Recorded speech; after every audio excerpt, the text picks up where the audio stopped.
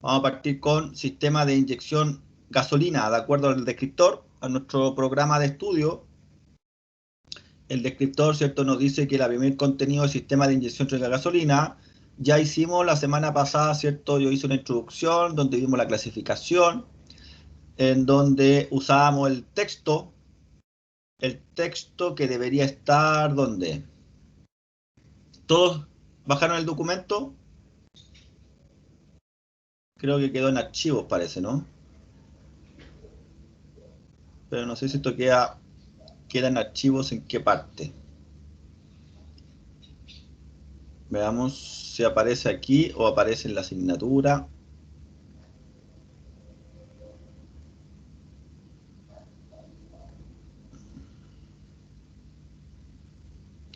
Ay.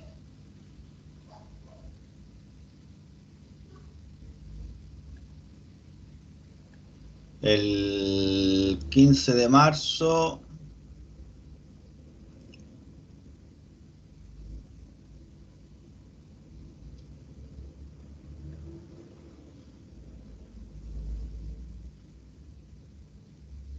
Ahí está. Sistemas auxiliares del motor.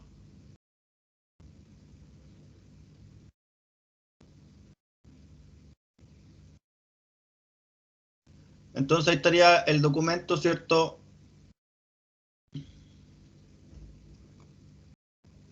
Está tan lento esto.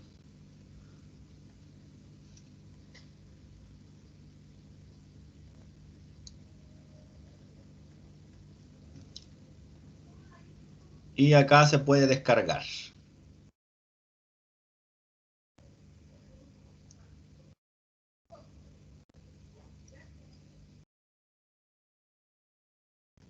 Ok. Entonces ahí estaría el documento de recurso, nuestro documento guía. Vámonos por acá, sistema de inyección. Habíamos revisado, ¿cierto? La clasificación ya la vimos. Así es que vamos a partir con las características, porque yo pensaba partir con diésel, pero no, tenemos que primero ver las características de un sistema de inyección gasolina según el ECTUDE. Les recuerdo que está el trabajo dirigido, está disponible en el ambiente de aprendizaje para que usted lo descargue y lo comience a llenar y así me hace las consultas antes que lo envíe. Aún no tengo fecha para evaluar. Vamos a ver estos módulos, multipunto, inyección de Profe, multipunto. ¿Sí? eso que mostró, esa guía que mostró en delante, ¿esa está en el portal o está en el estudio? La guía está en el portal. La guía que es trabajo dirigido número 1. Y esa con que mostró el sensor de temperatura, todo eso, lo que mostró recién, mire, eso mismo, profe. ¿Eso en qué Ya, parte está? aquí, ambiente de aprendizaje, aquí, Ah, ya, sí, ya, abajito de profe, avisos. Abajito de avisos, ahí ya. está el trabajo dirigido número 1, para que comiencen ya a trabajar en él. Y así me hacen consultas, si hay consultas, no hay problema. Profe, ¿Ya? muchas gracias. De nada. Bien, entonces volvemos acá a esta plataforma y vamos a iniciar el modo avanzado porque hay uno que es básico. Nosotros estamos ya en cuarto semestre.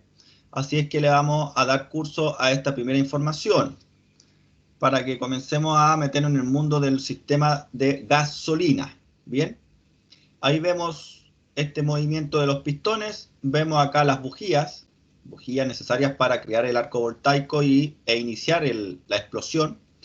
Vemos que este motor es un motor con bujías independientes, o sea, es un motor moderno, avanzado, en donde no hay cables de bujía. Y aquí vemos los inyectores, riel de inyectores, ¿cierto? Y vemos aquí el múltiple de admisión. Fantástico. Dice que en la animación se puede ver un motor de gasolina de 4 cilindros. La inyección y el encendido los proporciona el sistema MPI. MPI significa Multi-Point Injection, o sea, inyección, multipunto. Se refiere a que según el número de cilindros va a ser el número de inyectores. El combustible se inyecta en la lumbrera de admisión. Detrásito sabemos que es una inyección indirecta como clasificación. El dispositivo de control del motor controla los inyectores y el encendido. ¿Quién es el dispositivo de control? La ECU. El calculador, la centralita, como ustedes le quieran llamar. Y dice que a diferencia de un motor diésel, la mezcla de combustible del motor de gasolina se enciende con una bujía. Los inyectores no están directamente en la cámara de combustión, sino en la lumbrera de admisión. Ahí se ven. Y se puede ver por las combustiones en el motor que la secuencia de encendido es 1, 3, 4, 2. 1, 3, 4, 2. Bien, en la imagen se puede ver un motor de gasolina con sistema MPI. Evalúa las siguientes afirmaciones sobre el sistema MPI.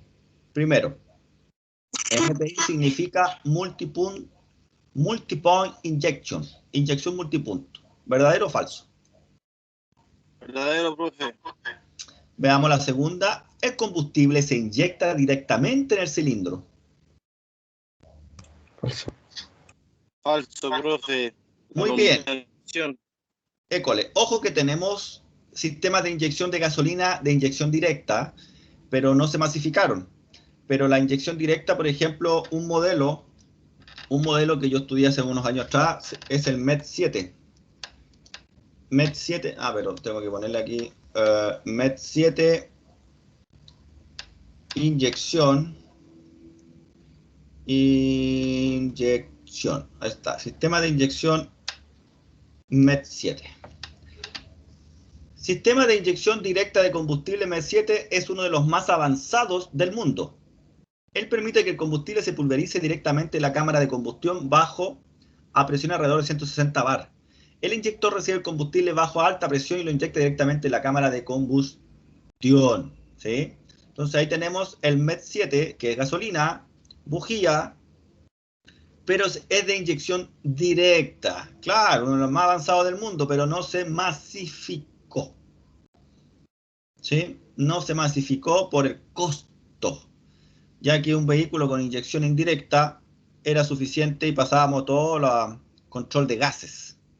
¿Sí? Entonces, el MET 7 es muy semejante al Common Rail, que es el que vamos a estudiar después nosotros con la siguiente unidad, que es el motores diésel.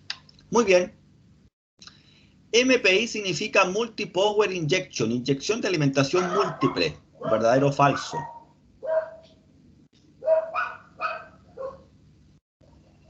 Falso.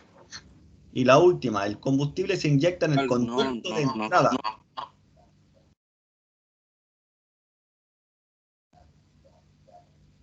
¿Verdadero o falso? Falso. La Ok. última, profe, a mí las dos últimas me dejaron con duda. Creo que la última está buena. Veamos. No estoy seguro. Muy bien. Excelente. Sí, recuerden que la inyección de gasolina es una inyección indirecta. Por lo tanto, se inyecta en el conducto de entrada, no se inyecta en la cámara de combustión como el caso del diésel. Entonces, de toda la información que nos pusieron acá, la inyección multipunto MPI significa multipoint injection, está correcta, y el combustible se inyecta en el conducto de entrada. Muy bien. ¿Y en qué secuencia se inyecta el combustible? 1432, 1234, 1342, 1423. 1, 3, 4, 2. Exacto. Entonces, fíjense que esto que estamos corroborando fue lo que conversábamos la semana pasada. En la clasificación de los sistemas de inyección, veíamos una clasificación de acuerdo a la forma en que se inyecta. Y yo les contaba de que la inyección de gasolina cumplía el mismo orden de encendido. Y aquí lo estamos, ¿cierto?, evidenciando. 3. ¿Cuáles son las características de un motor de gasolina MPI? La mezcla de combustible se inflama con una bujía. ¿Verdadero o falso?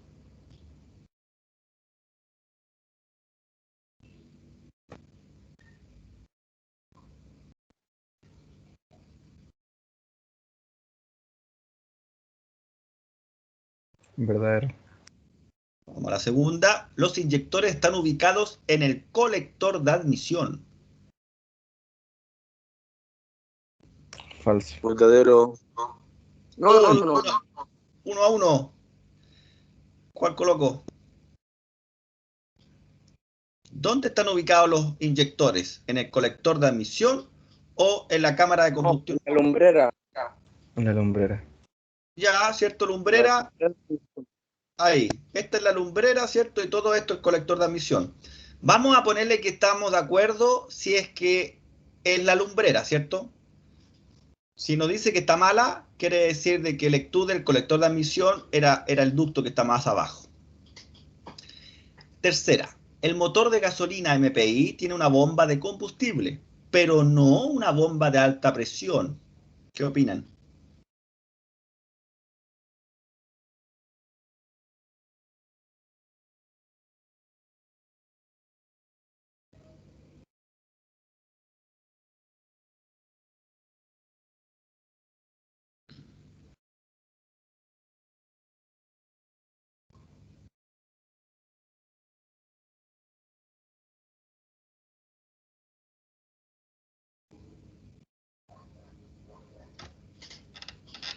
Ahí me pilló, profe.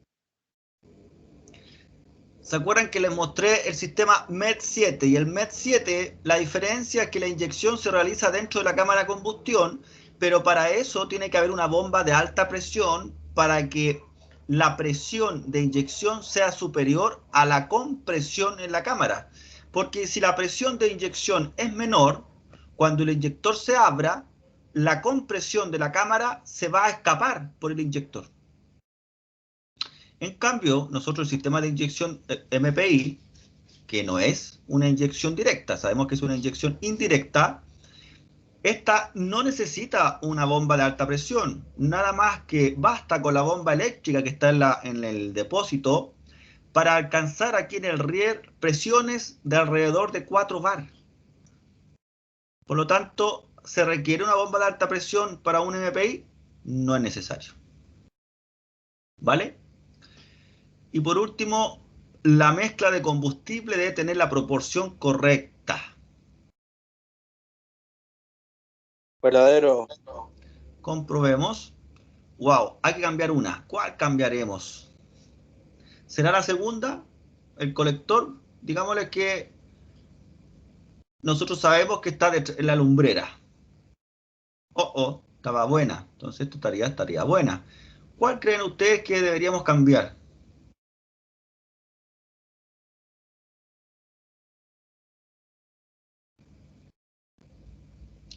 ¿Será la última? Veamos. Tampoco es la última. Capaz que sea la tercera, profe, esa que usted dijo. Veamos. Dice, el motor de gasolina MPI tiene una bomba de combustible, pero no una bomba de alta presión. Ah, claro. Po. No debería haber puesto eso, debería haber puesto esto. Ya, perfecto. Entonces aquí está correcto. ¿Sí? El motor de gasolina MPI tiene una bomba de combustible, pero no una bomba de alta presión. Ya, ahora sí. Ahí la chuntamos a todas. Perfecto. Entonces, características de un motor de multipunto. La mezcla de combustible se inflama con una bujía. Correcto. Los inyectores están ubicados en el colector de admisión. Ahí están. Correcto. El motor de gasolina multipunto tiene una bomba de combustible que de hecho es una electrobomba. Se encuentra sumergida en el tanque de combustible. Pero no una bomba de alta presión. Correcto. ¿Quién necesita una bomba de alta presión? El sistema de inyección de gasolina directa, como el MED7 que les mostré. Y por último, la mezcla de combustible debe tener la proporción correcta. Correcto. Ya la semana pasada les contaba que la proporción correcta se refiere a la relación estequiométrica, que tiene que ver con la cantidad de aire que entra. ¿Sí? 14 por 1. 14,7 es a 1 en gasolina y 14,5 es a 1 en diésel. 14 aire por 1 de gasolina. 14,7 partes de aire por una gasolina, ¿correcto? Muy bien. Vamos a comprender, a entender qué ocurre. Acuérdense que estamos en cuarto semestre, tenemos que tener la capacidad de diagnosticar, y para diagnosticar tenemos que saber cómo trabajan los elementos, componentes de manera individual y luego tener una mirada global. Cuerpo de mariposa, dice. El cuerpo de la mariposa del sistema MPI funciona con un actuador controlado por la unidad de control. Esto también se denomina aceleración electrónica, drive-by-wire. Yo le llamo cuerpo de aceleración motorizado. ¿Qué quiere decir? De que la mariposa ahora no se mueve por una piola que está conectada al pedal de aceleración. No, ahora sabemos ya que hoy día ya no tiene piola. Sabemos que no hay válvula de ralentí, ¿cierto? La IAC o la ISC, que era la famosa válvula de control de ralentí. Hoy día no tenemos eso. Hoy día tenemos nada más que el cuerpo de aceleración, la mariposa, y van a haber dos TPS o dos sensores que le permiten a la unidad de control saber la posición exacta de esta válvula de estrangulación. Y esta válvula, ¿cierto? En su eje, en el extremo, va a tener un motor paso a paso, un motorcito eléctrico controlado por la unidad de control. Dice que hay un sensor en el pedal del acelerador. Exactamente, como ya no tenemos una piola, entonces cuando uno acelera, la unidad de control se entera a través de un sensor que puede ser potenciómetro o pueden ser sensores de efecto Hall. Y dice, hay un sensor en el pedal del acelerador que mide la posición del pedal y lo transmite a la unidad de control. La unidad de control utiliza esta información para accionar el actuador en el cuerpo de la mariposa y ajustar así la mariposa a la posición deseada. Piso, el movimiento del pedal se transforma en una señal eléctrica que llega a la unidad de control. Esta señal eléctrica puede ser analógica o puede ser digital según el tipo sensor. Con esto, la unidad de control va a determinar la posición que le debe de dar a la mariposa. Si yo aceleré a fondo, entonces la unidad de control va a tener que energizar el motor paso a paso para abrir completamente la mariposa. Dice ahora, pisa el pedal del acelerador moviendo el control deslizante. ¿Cómo se ajusta la válvula de mariposa? Vamos a simular entonces que yo estoy acelerando, y ahí lo vemos, ¿ves? Entonces estoy acelerando y a medida que se mueve, igual que un joystick, igual que un juego. ¿Ah? Aquellos que son buenos para las consolas y en su casa tienen una... Mientras más acelera, más aspira. Mientras más acelera, más aspira la mariposa. Exactamente, ¿cierto? Mientras más se acelera, entonces, mayor es la apertura de la mariposa. Entonces, ¿cómo se ajusta la válvula de mariposa? A través de un cable que conecta... ¿Sí? Es que, o sea, yo creo que por la unidad de control, la mariposa de mi auto tiene como un regulador que es como un tornillo que se gira, así como un tornillo sin fin, que tiene un tope, obviamente. No sé si me Ajá. entiendes. ¿Sí?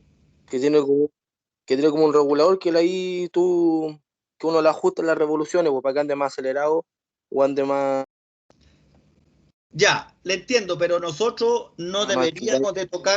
deberíamos de tocar ninguno de esos tornillitos.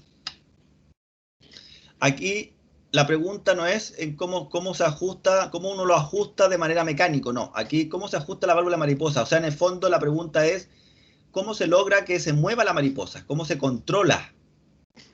¿Sí? Todos los La ajustes. tercera, profe. La tercera, ¿cierto? Por un actuador en el cuerpo de mariposa. Vamos a ver. Sí. Correctísimo, ¿ves? Entonces, ¿cómo es que aquí esto de ajustar, esa palabra yo creo que confunde? ¿Cómo se controla la válvula mariposa? Se controla mediante un actuador, ¿no? Que es un motor paso a paso que se encuentra acá. Ahora, ¿quién le manda la orden? La unidad de control. ¿Y cómo se logra la comunicación entre el sensor y la unidad de control? A través de cables, ¿sí? Pero efectivamente es por un actuador en el cuerpo de mariposa que es un motor paso a paso, o motor eléctrico. Pregunta, ¿en qué orden se controla la válvula de mariposa? Primero, pedal de acelerador, unidad de control, actuador de la válvula de mariposa. O primero será la válvula de mariposa, unidad de control, y luego actuador de la válvula de mariposa. O será pedal de acelerador, actuador de la válvula de mariposa, y luego unidad de control. La primera. Pedal, luego unidad de control, y luego actuador, ¿cierto? Correctísimo, ahí estaría el orden. La unidad de control convierte la señal del pedal de acelerador en una posición de válvula de mariposa. Excelente. ¿Por qué un sistema de aceleración electrónica, y aquí usan una nomenclatura, no necesita una válvula de ralentí? ¿Se acuerdan que les decía que ya aquí no existe la IAC? La IAC, ¿todos saben lo que es la IAC o estoy hablando válvula IAC? Profe, una consulta. Dele nomás.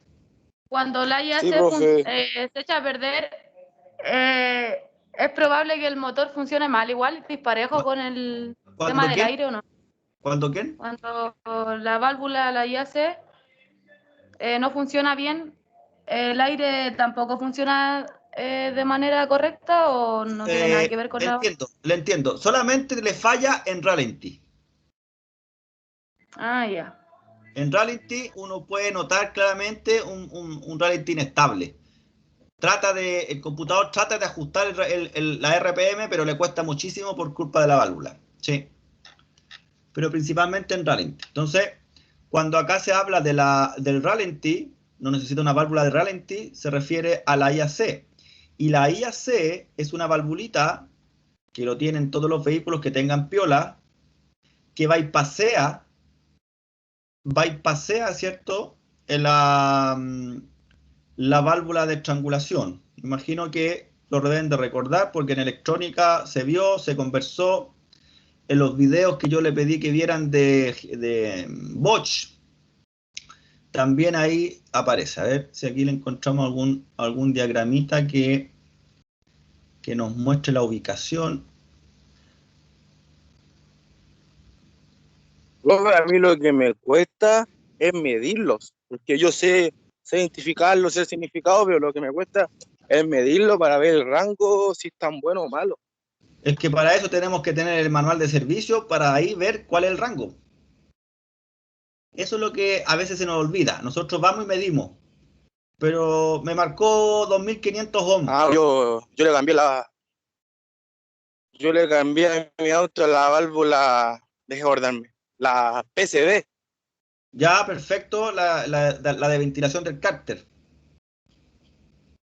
Sí, pues la de presión del cárter, si no me equivoco, ¿cierto? Correctísimo. También. Y tiene como un cascabeleo al modelo. Sí, lo que pasa es que la PCB influye mucho en bueno, en este ramo vamos a ver la PCB también.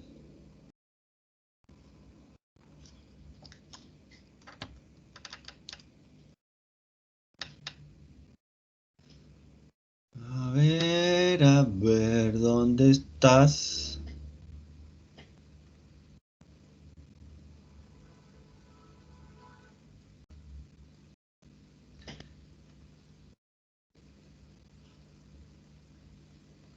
Ya, aquí tenemos un esquema antiguo, pero apenas se ve.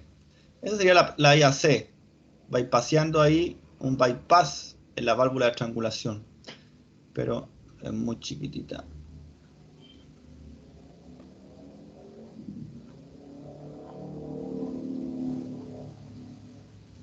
Pero alguien no entiende dónde va la IAC, a lo mejor todos saben y estoy yo buscando nomás sin necesidad. O alguien no sabe dónde está la Profe, yo IAC. no sé si va Yo por no el sé. lado del, no sé si va por el lado del chasis o por el lado Yo del no tengo motor. idea, profe. ¿A qué se refiere con algo de chasis? Lo que pasa es que yo ayer estaba armando un Corsa y en la parte donde va la admisión ¿Ya? no sabía cuál era la válvula IAC. No cachaba en qué parte iba. Ah, ¿en qué parte va? Ya, tiene que ir, Sí, comúnmente va en el mismo cuerpo de aceleración.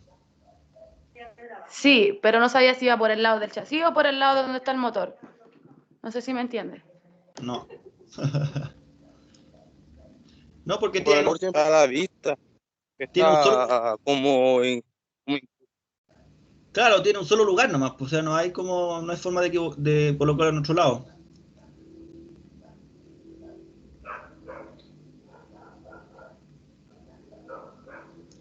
Por ejemplo, aquí parece que la muestran. Todo esto es el cuerpo de aceleración. Claro. Ahí está el cuerpo de ahora sí aceleración. Claro. Y esa es la válvula YAC. Está en el mismo cuerpo de aceleración. Ahí está la parte donde va la piola, ¿cierto? Y este de aquí, si no me equivoco, debería ser el TPS. Este ahí. Justo en el eje de la válvula de estrangulación, en un costado estaría la parte donde engancha la piola y al otro lado estaría el TPS. Y por ahí uno tiene que buscar la YAC, en este caso está aquí. En todos los vehículos es el mismo diseño, o sea, es como se ve ahí en la imagen. Muy parecido, sí. Hay como 3 modelos. Ah, ya, profe. Sí. Pero por ejemplo, aquí, ¿se acuerdan? Yo puse al principio, y me salió al tiro válvula YAC Corsa. Ese tipo de válvula que usa el Corsa. Tiene como un parecido al CKP, sensor del cigüeñal. Puede ser, pero puede ser. Puede que tenga así como... Ya, por ejemplo, es el modelo que hay. Pero por ejemplo aquí hay otro. ¿Ve que ese es distinto? Este es otro modelo. Este es muy común. Ese que usa el Corsa.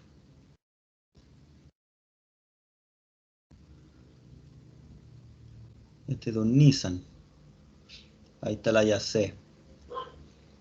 Y siempre que tenemos nosotros ralentí inestable, uno siempre se va a esta válvula, la saca y la observa. A veces está llena de hollín. Entonces uno la limpia, la lava. Y claro, acá uno puede encontrar muchas técnicas, ¿no? Cómo calibrar la válvula YAC. Pero que esa información es para ese tipo de válvula. Por eso que cuando trabajamos en un vehículo, el ideal es que uno parta primero buscando el manual de servicio. En internet, con los amigos, en un taller. Mire, aquí se ve clarito, clarito. Profe, lo malo que el manual de servicio, profe, lo malo que el manual de servicio no salen de todos los modelos. Estoy de acuerdo, pero mientras más manuales de servicio nosotros veamos, leamos, utilicemos, vamos a tener mayor información técnica y real en la cabeza, porque a veces uno se llena de información que te dicen los amigos. Y a veces la información no es la técnica, es información nomás de amigo, como mecánico antiguo. ¿Ve? Entonces yo le decía que aquí el único lugar donde puede ir esta válvula es aquí, no hay otra forma. ¿Sí? Y aquí veo la parte del cuerpo de aceleración. Bueno, aquí, no sé por qué me sale eso. Tenemos entonces varias fotografías de tipos de válvulas de control de ralentí. Bien, pero los motores hoy día, como el que estamos mostrando acá en el material de Lectud, no tiene YAC porque es un cuerpo motorizado. Por ende, no tenemos YAC, no tenemos piola y estamos estudiando esto porque esto es lo que ya está en los vehículos modernos, ¿sí? Entonces, ¿por qué un sistema de aceleración electrónica no necesita una válvula de ralentí? Un motor con aceleración electrónica nunca funciona a ralentí. Mentira. La unidad de control ajusta la posición de la mariposa para que el motor siga funcionando en ralentí. La mariposa está siempre ligeramente abierta para que el motor pueda funcionar en ralentí. ¿Cuál de las tres?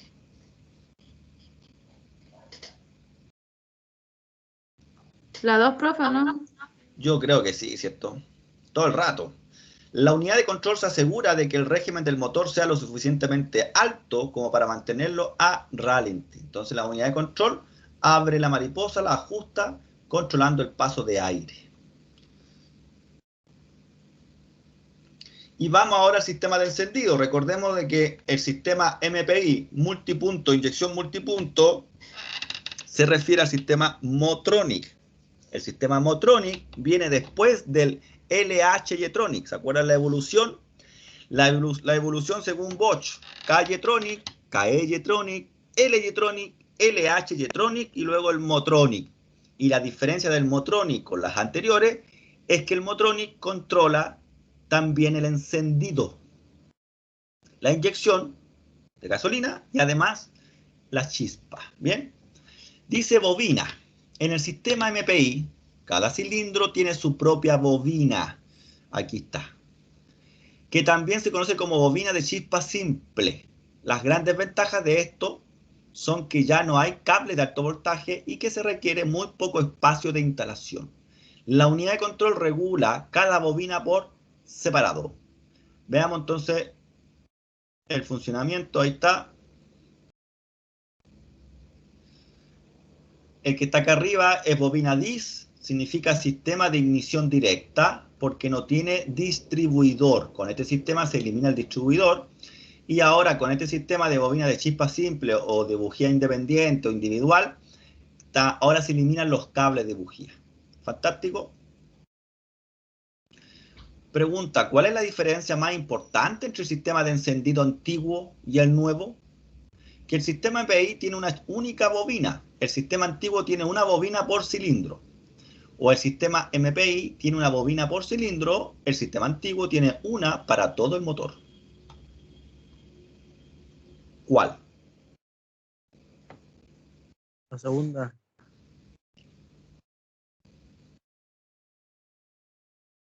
Excelente, así es. Sistema antiguo, una sola bobina de encendido para los 4 cilindros y acá una bobina de encendido por cada cilindro. ¿Cómo se conoce también a la bobina por cilindro? ¿Bobina de chispa doble o bobina de chispa simple?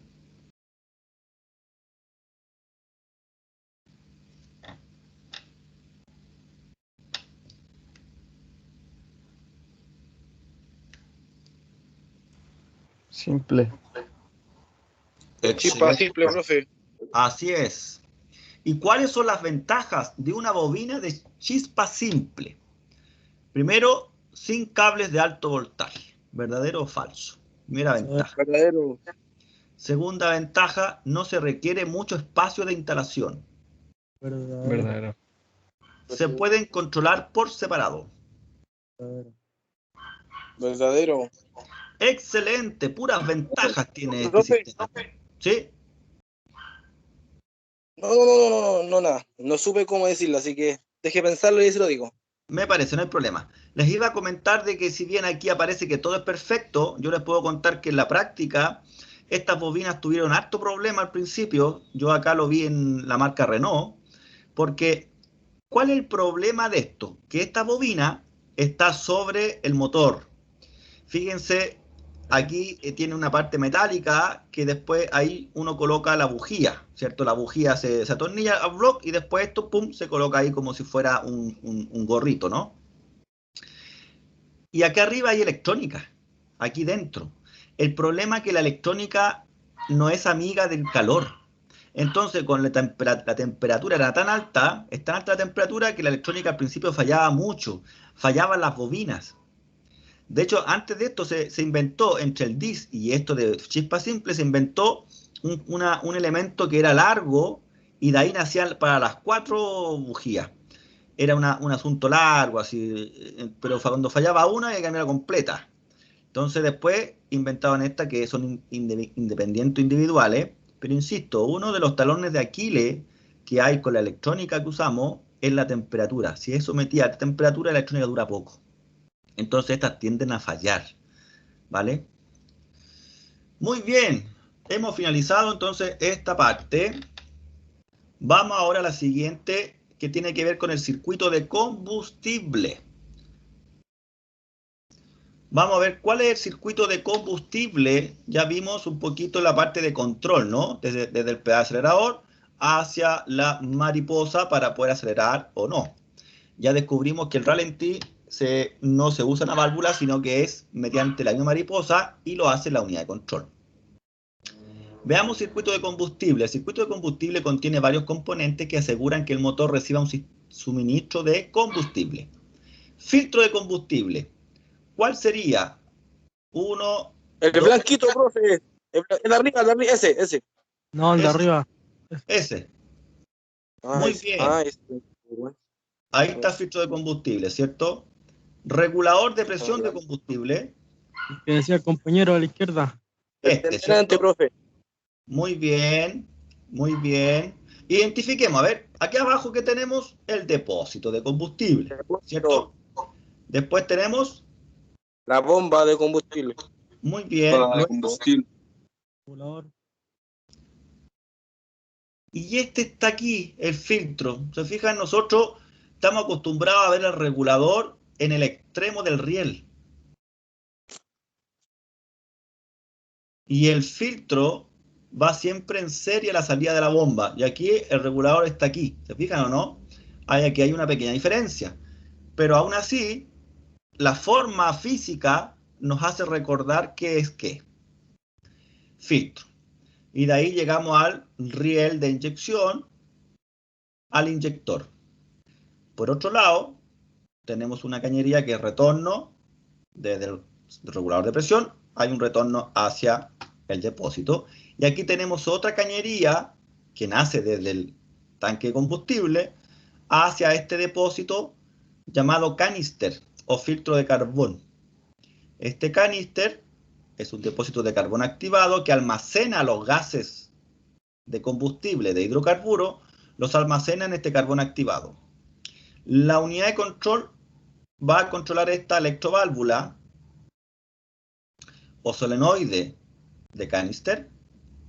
Cuando lo activa, comunica este depósito, lo comunica con el múltiple de admisión.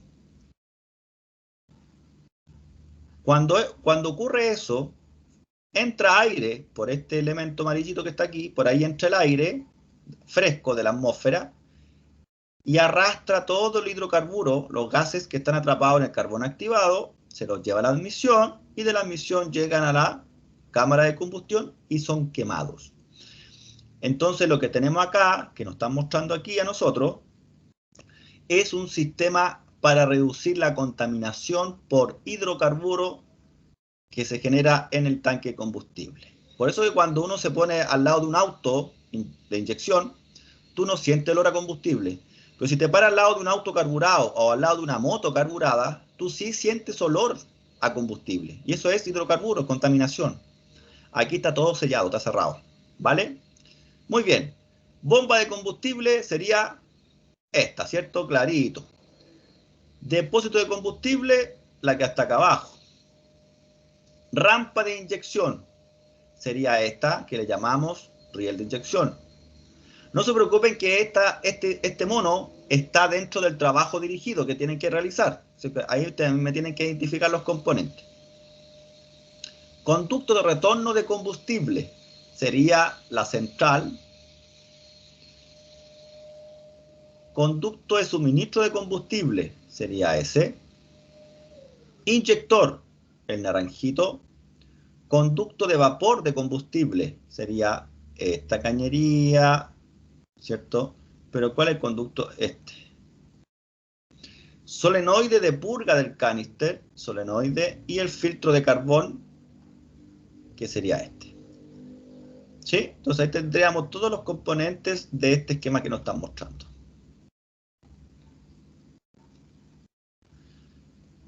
Ahora, tenemos la bomba de combustible, regulador de presión, filtro, rampa o riel, inyector. Dice, la bomba de combustible puede estar en dos lugares, en el depósito, que es lo más frecuente para que se refrigere, o entre el depósito y la rampa de inyección. Cuando se conecta al encendido, la bomba de combustible comienza a funcionar.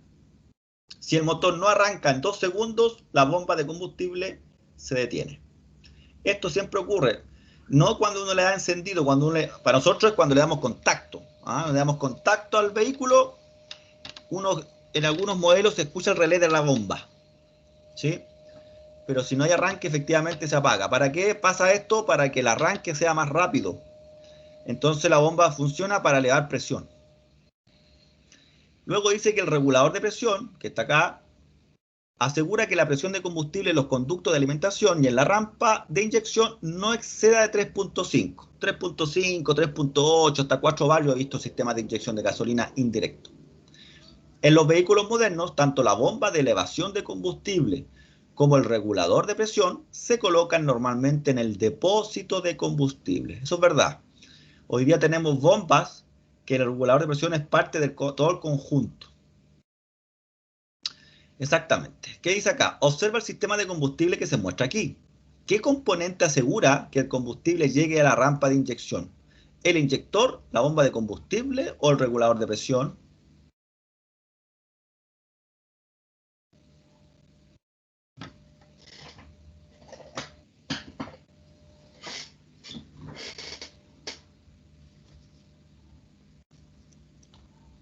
El regulador de presión.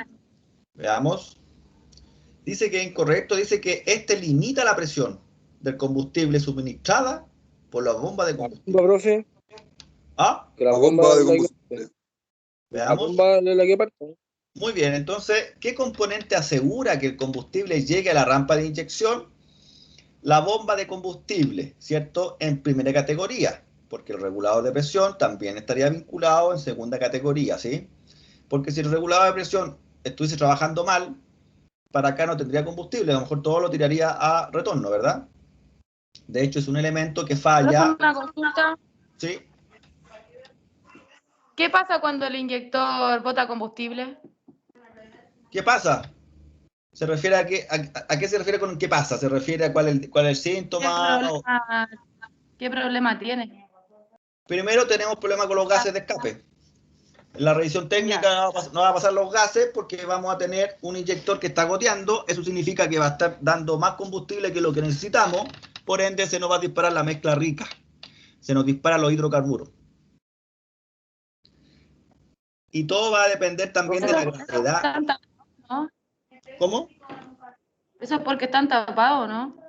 No, pues cuando está goteando, quiere decir que el inyector no retiene el combustible y gotea. Sale combustible del inyector cuando no debería salir combustible. Y eso también va a provocar... Pero es que cuando pasa eso, ¿hay que cambiar los inyectores todos o solamente el que está jugando? Todo va a depender del cliente, de la plata. Si yo encuentro un inyector de los 4 que está goteando, yo puedo cambiar solamente ese y cobrar. Son más inyectores. O le puedo decir al cliente, ¿sabe qué? Mire, ya falló uno, no sabemos cuándo va a fallar el segundo, quizás ya están dentro de su tiempo de vida útil. Yo le sugiero cambiar los 4. ¿Y cuánto sale? Tantas lucas. Y el cliente ahí escoge, pero uno tiene que darle la opción, porque efectivamente los otros también van a comenzar a fallar. Entonces hay que informarle al cliente, sobre todo si el cliente es ignorante en el tema de la mecánica, porque si no después va a creer que uno... Tengo un amigo y mandó a cambiar un inyector porque está botando combustible. ¿Ya? Y al final como que hicieron un cambalache porque primero fugaba en el segundo y luego no fugó en el segundo, pero fugaba en el primero. Entonces yo creo que ahí hicieron un cambalache nomás y le hicieron a la mala. Lo cambiaron de lugar. Puede ser, pues si ese es el problema. Pues. Sí. Ese es el problema. Ahora, ¿cuál es el ideal, ya que estamos hablando de esto? El ideal es poder probar en un banco de pruebas de inyectores. Nosotros en la sede tenemos banco de pruebas, pero usted se puede construir uno. Banco de pruebas de inyectores, gasolina. Y tenemos estos equipitos que los venden, pero ya les voy a comentar que uno puede construirse uno.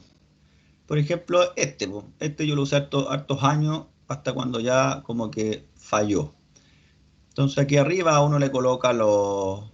Ahí está, ¿ves? Tiene para 1, 2, 3, 4, tiene para 6 inyectores. Entonces estos inyectores le conecto ahí, ¿cierto? Trae uno para varios modelos de inyectores, para energizarlo. Y acá yo selecciono la prueba que quiero hacer. Y yo puedo visualizar la inyección. Ahí se ve la inyección. Puedo ver el abanico que entrega. La máquina te prueba que no estén goteando, por ejemplo. Te da una presión 4 bar y el inyector uno puede ver si alguno gotea sin que tenga energía en la bobina. Luego, la otra prueba es que comienza a inyectar y se ve qué inyector inyecta más o qué inyector inyecta menos. Si está medio tapado, cuando termine la prueba, por ejemplo, si este segundo te lo ve un poco tapado, cuando termine la prueba, este va a ser el más bajito y los demás están por acá arriba, el nivel de combustible, pero él hasta ahí nomás. Quiere decir que ese inyector está tapado. Entonces, si está tapado, lo que yo puedo hacer es someterlo a una limpieza de ultrasonido A ver, aquí abajito si aparece.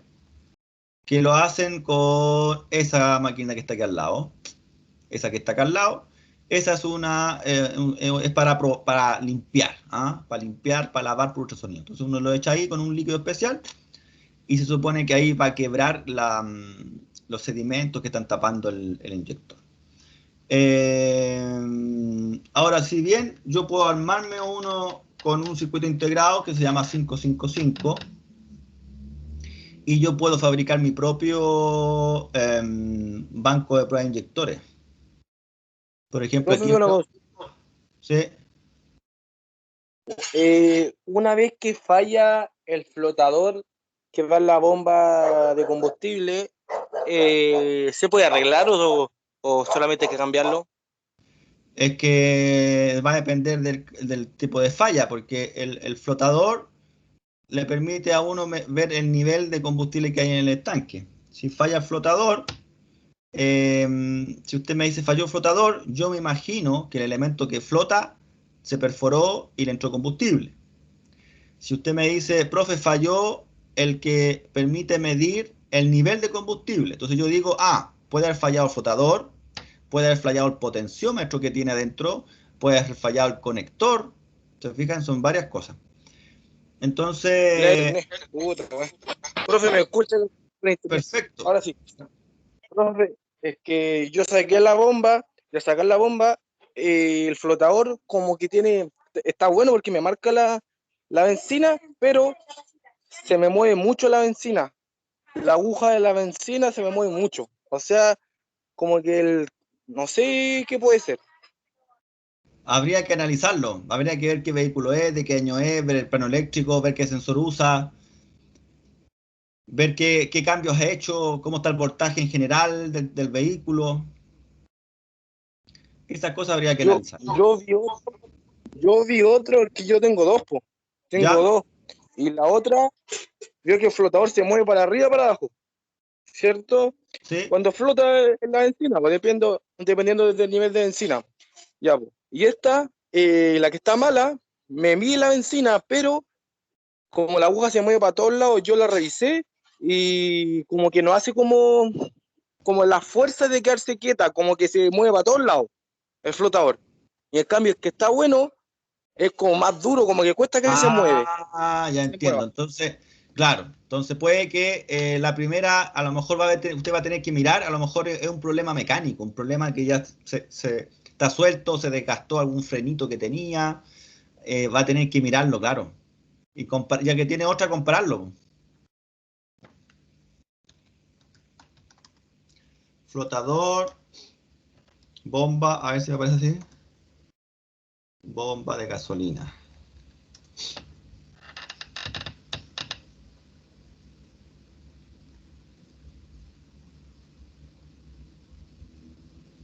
Entonces, es un aparato como este, así. Sí, profe, como ese. Claro, ¿ve? Entonces lo que tenemos acá nosotros es un potenciómetro.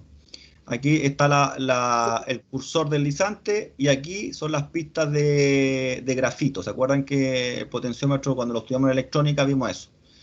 Entonces este elemento, el que se mueve según el nivel de combustible. Pero claro, mecánicamente debe tener algo para evitar que esta cuestión se mueva, ¿cierto? Y justamente tengamos ese problema. Ahí está. Así como que eso verde que usted está apuntando, eso es como lo que tengo malo, que hace que mi flotador se mueva para todos lados. Porque el flotador que está Ah, bueno, se mueve para todos lados. Hace como la resistencia. perfecto, perfecto. Entonces es un problema mecánico nomás. Porque si no le marcara nada, por ejemplo, ahí pensaríamos que es el sensor, porque el sensor es el que está aquí, esa pista, esa plaquita que está ahí.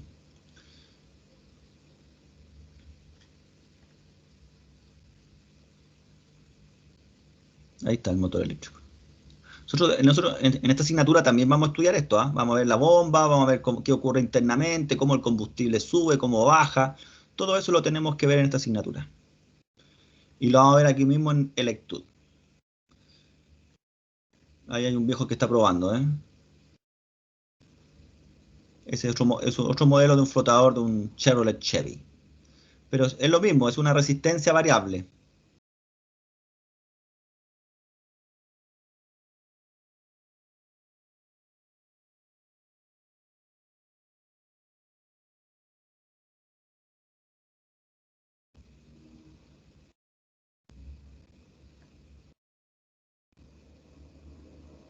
Ya, volvamos entonces a nuestro... Este ya lo vimos, estábamos en combustible acá. Perfecto, entonces. A ver, ¿alguien escribió alguna cosita para...?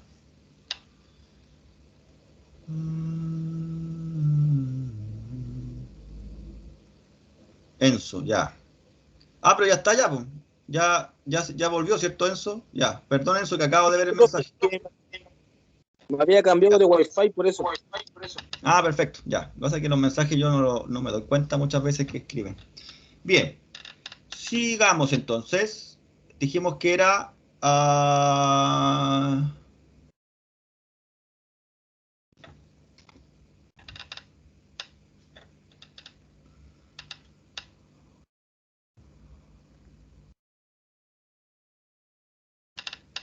entonces habíamos quedado en que era la bomba. Muy bien. Clic en el botón para poner en marcha la bomba de combustible y presta atención al conducto de retorno. Voy a poner aquí clic para que la bomba comience a funcionar y vamos a ver qué ocurre en esta línea que es la de retorno, dicen aquí. 2, 3, te dirá 3,5 y ahí comenzó ahora a... Entonces, cuando se llega a la presión de trabajo de 3.5 bar en este ejemplo, en este modelo, el resto del combustible se va a retorno al tanque de combustible para mantener los 3.5 bar. Perfecto. Muy bien. Profe, y si aquí hubieran 5 bar, hay un problema con el regulador de presión. Profe, si aquí hubieran 2 bar, hay un problema con el regulador de presión. Este vehículo está trabajando normal y si yo mido la presión en el riel, tiene que haber 3.5, 4 bar. ¿Sí? Entonces, el regulador de presión es importante también verificarlo como lo estamos haciendo acá. Y esto es un simple manómetro. Profe, una consulta. ¿Sí? Una consulta, ¿el regulador de presión se regula a través del escáner o se regula solo? O sea, hay que meterse ahí. No, nada. Este mecánico viene ajustado de fábrica, igual que la tapita del radiador, viene de fábrica. Este regulador viene seteado para los 3.5 bar. Entonces, si yo veo que está con problemas este regulador de presión, a raíz de la presión que estoy midiendo, que no es la correcta, entonces yo voy y compro el regulador de presión para el Corsa tanto, el regulador de presión para el Hyundai Atos, para el regulador de presión para tal modelo, tal año. Y ahí me lo van a vender, tal cual. Pero aquí la presión no es ajustable, viene fija. Excelente. Ah, o sea, sí, o sea, viene de fábrica, si no es que tenga como un ajuste que haya que hacerle. Exactamente, no, nada de ajuste. Mientras más modernos los autos, menos ajuste le hacemos nosotros. De hecho, los autos eléctricos que se vienen ahora es para la risa. No hay nada reparable. O sea, nada. Se cambia todo. Te falló tal módulo, mecánico va y lo cambia. Falló, va y lo cambia. Falló otro, va y lo cambia. No hay reparaciones. Aquí tenemos todavía mucha entretención, pero lo que viene a ser como casi fome. Bien. Son en muchos años. ¿Cómo? Igual son en muchos años más, yo creo, el tema de los autos eléctricos.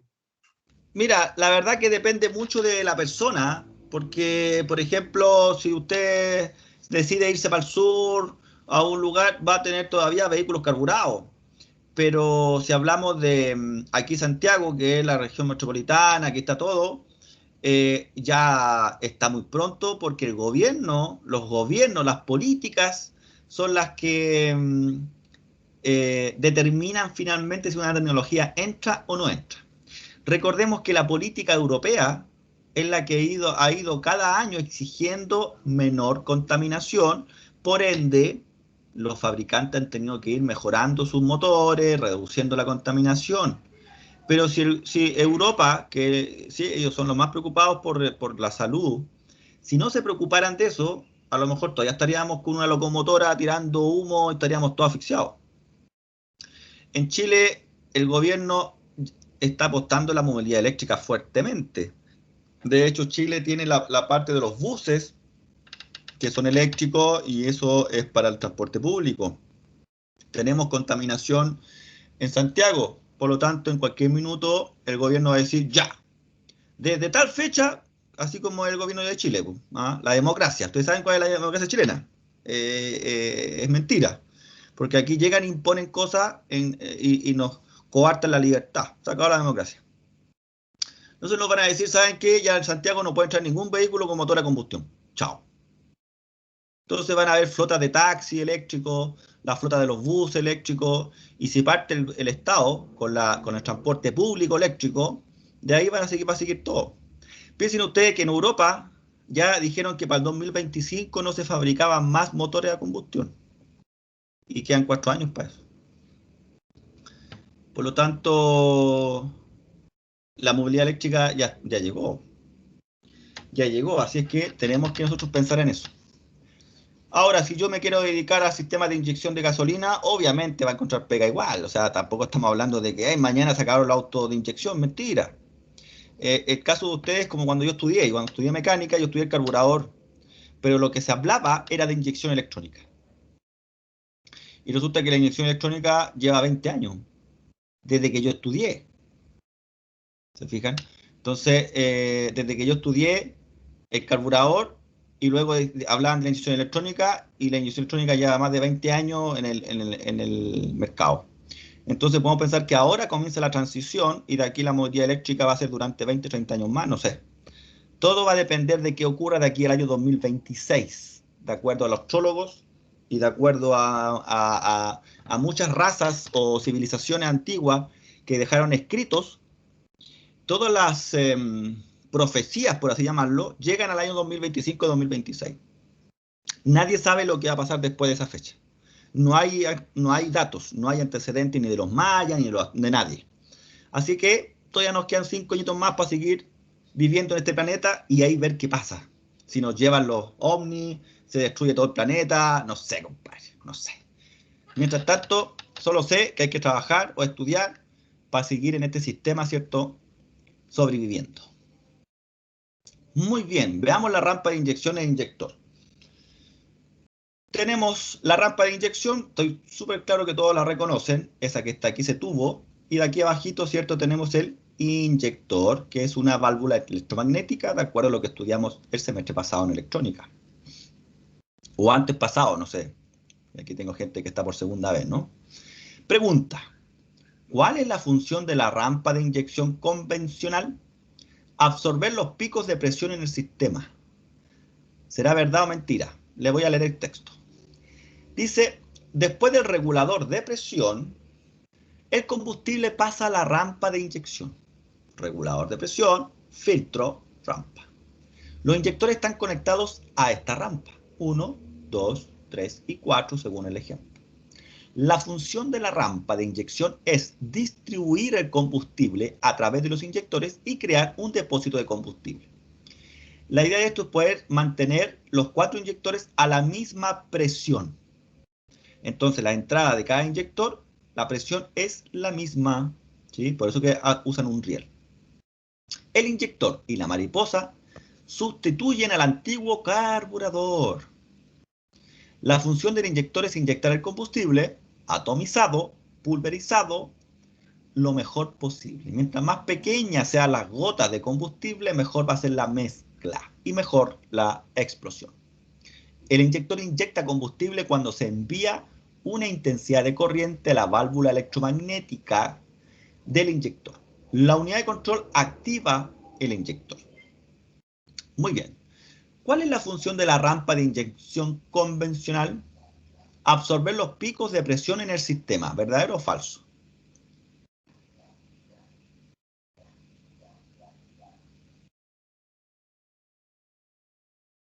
¿Quién debería absorber los picos de presión? ¿Quién regula la presión? Entonces le pongo verdadero o falso aquí.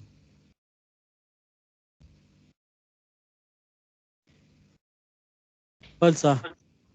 Segunda, reducir la presión del combustible. Falsa. Tercera, crear un depósito de combustible para los inyectores. Verdadera. Y la última, distribuir el combustible a los inyectores. Verdadera. Veamos si es verdad. ¡Excelente, señor! Entonces, la función del riel de inyección, la rampa de inyección, la flauta, le llaman otros textos, sería crear un depósito de combustible para los inyectores y distribuir el combustible a cada uno de ellos con la misma presión. 3. Vamos a activar la corriente a través del inyector pulsando el botón. ¿Qué sucede? ¡Pum! Dice, el combustible puede volver al depósito, el inyector limita la presión, el inyector deja de inyectar o se inyecta combustible. Inyecta. Exacto. ¿La presión cae? No. No. ¿Se interrumpe el retorno? No. ¿Qué ocurriría si yo hago esta prueba y cuando yo alimento el inyector, la presión cae?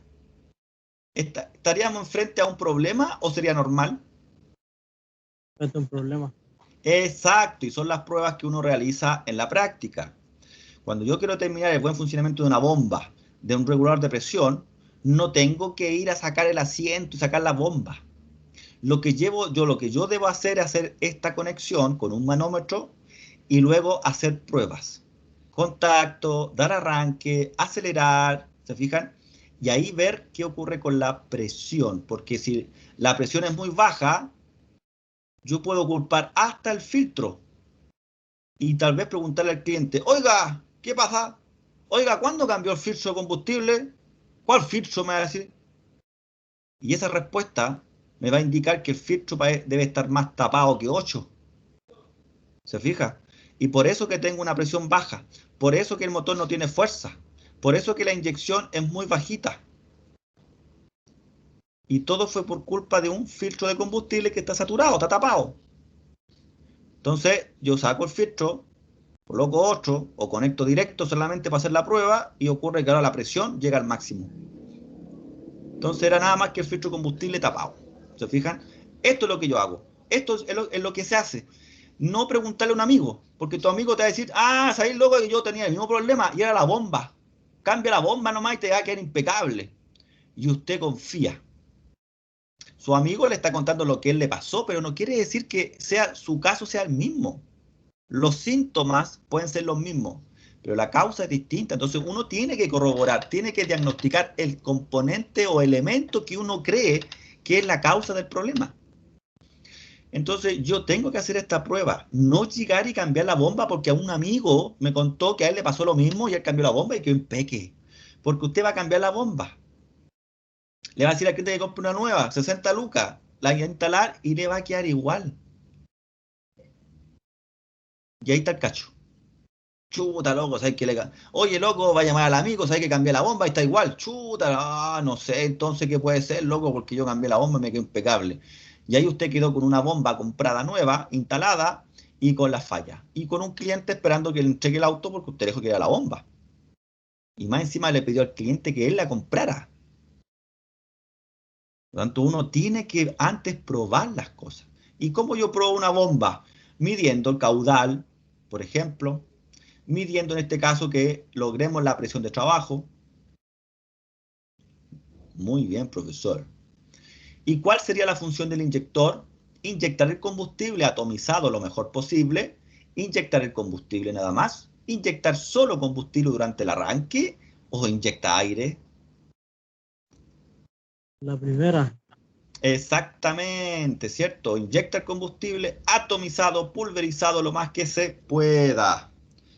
Perfecto, excelente. Y este lo vamos a mojar para la próxima clase, acuérdenme, MPI, condiciones de funcionamiento. ¿Ya? ¿Cómo reacciona el sistema durante vacío, carga parcial, plena carga y arranque? ¿Ya? Este módulo es súper entretenido porque vamos a ver todos los regímenes que tiene el motor y qué elementos estarían involucrados, ¿sí? MPI, condiciones de funcionamiento, cómo reacciona el sistema MPI durante funcionamiento en vacío, carga parcial, a plena carga y en el arranque, y ese lo vamos a ver la siguiente clase. ¿Les parece bien? Sí. Me parece. Súper. Entonces, para concluir, ya que acuérdense que después tengo otra clasecita, estuvimos revisando el circuito de combustible de un sistema de inyección multipunto. Nos dimos cuenta de las características, cómo trabaja con el sistema de encendido, el cuerpo de aceleración motorizado, y eso respecta a un sistema multipunto actual. Perfecto, perfecto. Bien. ¿Alguna duda, alguna consulta, estimados? Sí, profe, con respecto al tema de Electud en este caso, no se abrió todavía para los estudiantes. No, todavía no lo sé, mire, de hecho le voy a mostrar, pero déjeme terminar la grabación para que no quede registro de cosas que me pueden perjudicar. Detenemos la grabación